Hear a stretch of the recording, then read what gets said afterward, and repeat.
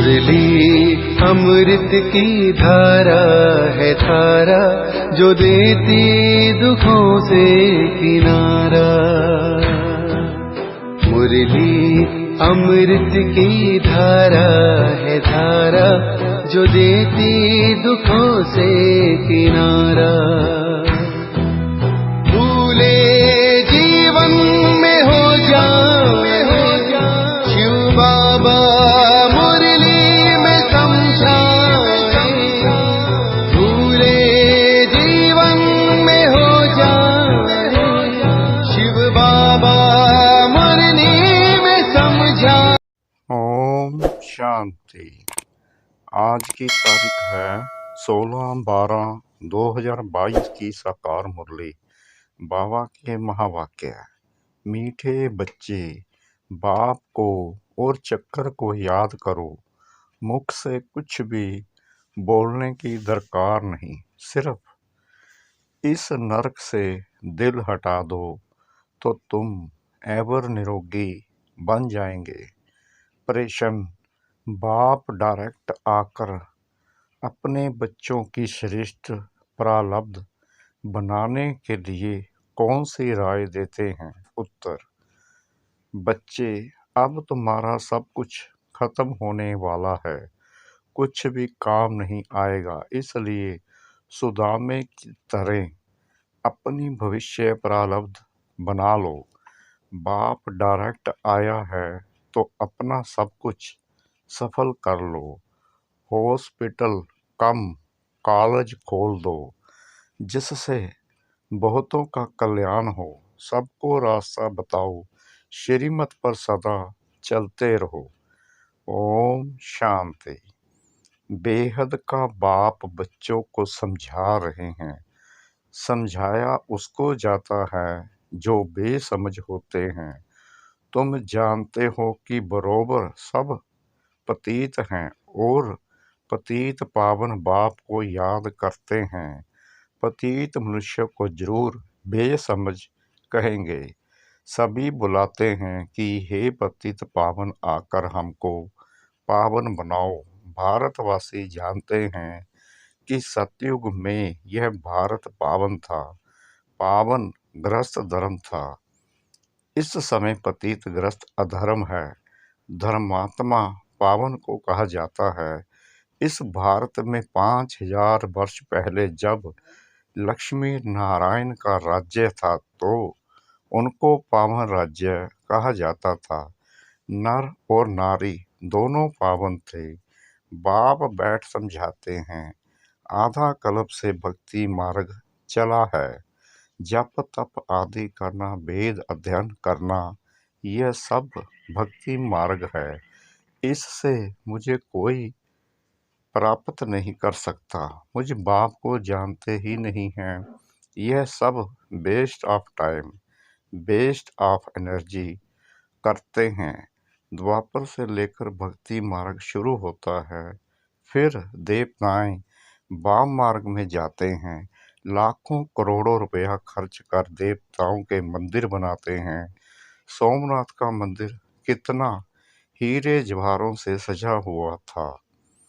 उस समय के हिसाब अनुसार करोड़ों रुपए खर्च नहीं किया होगा, क्योंकि उस समय तो हीरे जवाहर आदि का दाम कुछ भी नहीं रहता। इस समय अगर वह मंदिर होता तो अथाह पद्मों की मलकियत हो जाए। अब बाप समझाते हैं, मीठे बच्चे, वेद शास्त्र अध्ययन करना यह भक्ति है, उसको ज्ञान नहीं कहा जाता। सतयुग में तीर्थ आदि नहीं मानते हैं। गंगा जमुना नदियाँ तो सतयुग में भी हैं, अभी भी हैं।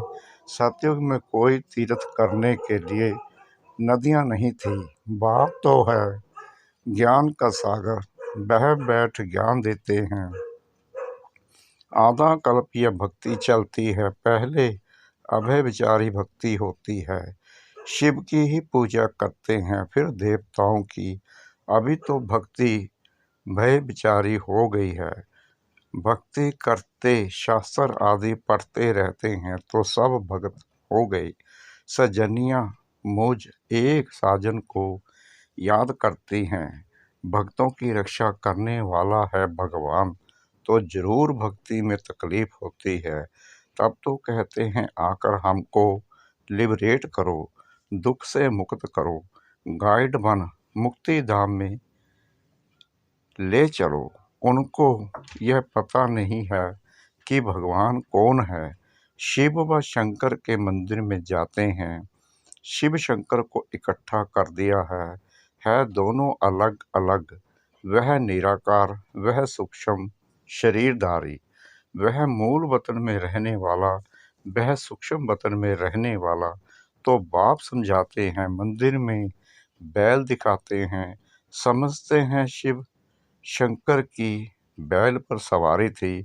अब शिव के लिए कहते हैं वह सर्वव्यापी है। ऐसे नहीं कहेंगे कि शिव शंकर सर्वव्यापी है। एक परम पिता परमात्मा निराकार को कहते हैं। अब बाप कहते हैं, देखो मैं निराकार तुमको कैसे पढ़ाता हूँ। बैल पर कोई सवारी थोड़ी होती है। हमारी सवारी बैल पर क्यों दिखाई है। मैं तो साधारण मनुष्य तन में प्रवेश करके आता हूँ। इनके 84 जन्मों की कहानी बैठ तुमको सुनाता हूँ। तुम भी ब्रह्मा मुख वंशावली आकर बने हो। इनका नाम है भागीरथ, अर्थात भाग्यशाली रथ। क्योंकि पहले पहले यह सुनते हैं और यही सौभाग्यशाली हैं। सतयुग में बहुत थोड़े होते हैं, बाकी सब आत्माएं वापिस चली जाती हैं अपने घर जहाँ से आई हैं। यह कर्म क्षेत्र है, सृष्टि का चक्कर फिरता रहता है। मूल वतन सूक्ष्म वतन में यह सतयुग त्रेता नहीं होते हैं। यह ड्रामा का चक्कर यहाँ फिरता है। आधा कल्प ज्ञान सतयुग त्रेता, आधा कल्प भक्ति द्वापर कलयुग। सतयुग में लक्ष्मी नारायण का राज्य था, फिर Lakshmi Narayan the first second राजाई चलती है। त्रेता में है चंद्रवंशी राम की डायनास्टी। सतयुग में 8 जन्म, त्रेता में 12 जन्म। यह 84 जन्मों की कहानी बाप ही समझाते हैं। बाप अपने ब्राह्मण बच्चों को ही मिलते हैं और किसको नहीं। बच्चे बने हैं तब उनको पढ़ाते हैं। बाप कहते हैं, मैं तुम्हारा बाप, टीचर, सतगुरु हूँ। सदगति कर साथ ले जाता हूँ। पावन होने का बहुत सहज उपाय है जो तुमको बतलाता हूँ। यहाँ बैठ तुम क्या करते हो। बच्चे कहते हैं, बाबा हम आपको याद करते हैं। आपका फरमान है कि निरंतर मुझे याद करने का पुरुषार्थ करो, तो इस योग अग्नि से तुम्हारे विक्रम विनाश हो जाएंगे। फिर तुम पवित्र सतो प्रधान बन जाएंगे। अब तुम तमो प्रधान हो, याद से ही खाद निकलेगी। कोई तकलीफ की बात नहीं। एवर निरोगी बनने के लिए कितनी सहज युक्ति है। देवताएं कभी बीमार नहीं होते। इस याद से ही तुम निरोगी बनेंगे। पाप भस्म होने से तुम पावन बन जाएंगे। बड़ी भारी कमाई है। घूमो फिरो सिर्फ मुझे याद करो। पहले यह प्रैक्टिस करनी है। याद करने से हम 21 जन्म के लिए निरोगी बन जाएंगे। कोई तकलीफ की बात नहीं, सिर्फ मामेकम याद करो। यह बाप ने आत्माओं को कहा है। आत्माएं सुनती हो। बाप मुख से कहते हैं, मुझे याद करो और घर को याद करो। अब यह नरक खलास होना है, जाना है अपने घर। भोजन बनाते समय भी याद का पुरुषार्थ करो। भल तुम कर्मयोगी हो तो भी कम से कम 8 घंटे तक जरूर पहुँचो। 5 मिनट, 10 मिनट, आधा घंटा, ऐसे चार्ट को बढ़ाते रहो। जांच करते रहो हमने कितना समय बाप को याद किया। जिस बाप से बैकुंठ की बादशाही मिलती है, 21 जन्मों के लिए सदा निरोगी बनते हैं। कितनी सहज युक्ति है। चक्कर का नॉलेज समझाया है कि चोटी ब्राह्मण, देवता, क्षत्रिय, वैश्य, शूद्र, यह चक्कर याद करना है। बीज और झाड़ को याद करो। अभी तुम जानते हो, एक धर्म की स्थापना हो तो दूसरे धर्म विनाश हो जाएंगे। सतयुग में एक ही धर्म है, तुमको मेहनत ही इसमें है। बाप कहते हैं, मुझ बीज को याद करो और झाड़ को याद करो। स्थापना, विनाश और पालना, यह है बहुत सहज सहज योग और सहज ज्ञान। बीज से झाड़ कैसे निकलता है, यह तुम्हारी बुद्धि में ज्ञान है। रहो भलग्रस्त में, परंतु पवित्र रहना है। यह तो अच्छा है ना। बाप कहते हैं, 63 जन्म तुमने नरक में गोते खाए हैं, पाप किए, अब बिल्कुल ही पाप आत्मा बन पड़े हो। रावण की मत पर चलते आए हो। गांधी भी राम राज्य चाहते थे, इसका मतलब रावण राज्य में थे। मनुष्यों की बुद्धि कितनी मलिन हो गई है, कुछ भी समझाते नहीं है। स्वर्ग कब था, किसको पता ही नहीं है। लक्ष्मी नारायण को 5000 वर्ष हुए हैं, यह किसको मालूम नहीं है। सत्युग की आयु लाखों वर्ष कह देते हैं। आधा कल्प है ज्ञान, आधा कल्प है भक्ति। फिर जब पुरानी दुनिया हो जाती है तो आता है वैराग्य। इस नरक से दिल हटा देते हैं। तुम यहाँ बैठे बहुत कमाई करते हो। बाप कहते हैं, तुम चक्रवर्ती राजा बनते हो। यह तुम्हारा अंतिम 84वां जन्म है। विनाश सामने खड़ा है, मृत्यु लोक का विनाश, अमर लोक की स्थापना हो रही है। अमरनाथ बाबा से हम सत्यनारायण बनने की सत्य कथा सुन रहे हैं। है एक कंधा। शास्त्र आदि कितने ढेर बनाए हैं, करोड़ पद्म पे खर्च करते हैं, सब झूठ। बाप सच बताए सचखंड की स्थापना करते हैं। कितना अच्छी रीति समझाया जाता है। कैसे भी अबलाएं गणिकाएं आई ले आए, उस स्वर्ग का मालिक बन सकती हैं। तुम्हारे पास अभी क्या रखा है? अमेरिका में क्या है? बड़े बड़े महल हैं, वह तो अभी गिरे की गिरे। स्वर्ग में तो अक्की 4 धन था, यहाँ तो धन है ही नहीं। अमेरिका के व्हाइट हाउस को क्या लूटेंगे, कुछ भी रखा नहीं है। वहाँ सतयुग में तो गरीब से गरीब का महल भी यहाँ से अच्छा होगा, चांदी सोना लगा होगा। वहाँ सब सस्ताई रहती है, सबको अपनी जमीन रहती है। सुदामे का मिसाल, भक्ति मार्ग में 2 मुट्ठी ईश्वर अर्थ देते आए हो। कोई 5, 10, 100 रुपए भी दान करते हैं, जिसका एवजा दूसरे जन्म से मिलता है। इसलिए ही मनुष्य दान पुण्य आदि करते हैं। कोई हॉस्पिटल खोलते हैं तो दूसरे जन्म में तंदुरुस्ती अच्छी मिलती है, कोई बीमारी नहीं होती है। कोई कॉलेज बनाते हैं तो दूसरे जन्म में पढ़कर होशियार हो जाते हैं। एक जन्म का फल दूसरे जन्म में मिलता है। अब परमपिता परमात्मा निराकार बाप तो दाता है। बाप कहते हैं, बच्चे एक हॉस्पिटल कम कॉलेज खोलो, इसमें बहुतों का कल्याण होगा। इसका फल तुमको 21 जन्म के लिए मिलेगा। वह है इनडायरेक्ट, एक जन्म के लिए। यह है डायरेक्ट, 21 जन्मों के लिए प्रारब्ध मिलती है। क्योंकि अब बाप डायरेक्ट बैठे हैं, समझाते हैं, तुम्हारा सब कुछ खत्म होने वाला है। महल माड़ियाँ सब मिट्टी में मिल जानी है। इसलिए अब भविष्य की कमाई करो, जो तुम्हारे काम आए। जो भी आए उसको रास्ता बताओ।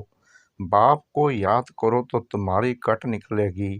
पारलौकिक बाप है। बाप कहते हैं, श्रीमत पर चलने से तुम स्वर्ग के मालिक पारस बुद्धि बन सकते हो। कितनी युक्तियाँ भी समझाते रहते हैं। हर एक के कर्म का हिसाब अपना अपना है। बाप कर्म अकर्म विकर्म की गति बैठ समझाते हैं। कोई भी तकलीफ हो तो सर्जन के पास आकर श्रीमत लो, अहिल्याओं को बजाओ, सबको यह रास्ता बताना है। पवित्रता पर ही हगामा होता आया है। विष नहीं दिया तो मारने लग पड़ते, घर से निकाल देते हैं। कितना हगामा करते हैं। बाबा कहते हैं इस ज्ञान यज्ञ में असुरों के विघ्न बहुत पड़ेंगे, अबलाओं पर अत्याचार बहुत होंगे और सत्संगों में कभी अत्याचार नहीं होते हैं, यहाँ पर विघ्न पड़ते हैं। बाबा कहते हैं कितने पतित बन पड़े हैं, अभी तुम पवित्र बनते हो। पावन दुनिया का मालिक बनने के लिए बाप का फरमान है, यह अंतिम जन्म पवित्र बन मुझे याद करो तो विक्रम विनाश हो। इसका नाम ही है सहज राजयोग, और कोई शास्त्र में यह युक्ति नहीं है। गीता में है दे के सब धर्म त्याग, मुझे अपने बाप को याद करो। अब श्री कृष्ण तो भगवान है नहीं, भगवान सब आत्माओं का बाप एक है। शरीर का लोन लिया है, यह है भाग्यशाली रथ। इनको खुशी तो होती है कि मेरा शरीर भगवान काम में लाते हैं। इस शरीर में बाप आकर सबका कल्याण करते हैं, बाकी बैल आदि नहीं है। इन बातों को नया क्या समझे। अच्छा, मीठे मीठे सिकलाते बच्चों प्रति माता पिता बाप दादा का याद प्यार और गुड मॉर्निंग। रूहानी बाप की रूहानी बच्चों को नमस्ते। हम रूहानी बच्चों की रूहानी बाप दादा को श्रद्धा भरी प्रेम भरी नमस्ते। शुक्रिया बाबा, शुक्रिया बाबा, शुक्रिया बाबा, इस मीठी मीठी मीठी मुरली के लिए। धारणा के लिए मुख्य सार। नंबर 1, इस अंतिम जन्म में संपूर्ण पवित्र बन बाप की याद में ही रहना है। इस पतित दुनिया से दिल हटा देना है। नंबर 2, सब दर्शन चक्रधारी बनना है। हॉस्पिटल कम कॉलेज खोल अनेकों का कल्याण करना है। हर कदम पर सुप्रीम सर्जन से श्रीमत लेनी है। वरदान, दिव्य बुद्धि द्वारा त्रिकालदर्शी स्थिति का अनुभव करने वाले सफलता मूर्त भव। ब्राह्मण जन्म की विशेष सौगात दिव्य बुद्धि है। इस दिव्य बुद्धि द्वारा बाप को, अपने आप को और तीनों कालों को स्पष्ट जान सकते हो। दिव्य बुद्धि से ही याद द्वारा सर्व शक्तियों को धारण कर सकते हो। दिव्य बुद्धि त्रिकालदर्शी स्थिति का अनुभव कराती है। उनके सामने तीनों ही काल स्पष्ट होते हैं। कहा भी जाता है जो सोचो जो बोलो आगे पीछे का सोच समझ कर करो, परिणाम को जानकर कर्म करने से सफलता अवश्य होती है। स्लोगन, यथार्थ निर्णय देना है तो रूहानी फकुर यानी नशे द्वारा बेफिक्र स्थिति में स्थित रहो। यथार्थ निर्णय देना है तो रूहानी फकुर यानी नशे द्वारा बेफिक्र स्थिति में स्थित रहो। ओम शांति।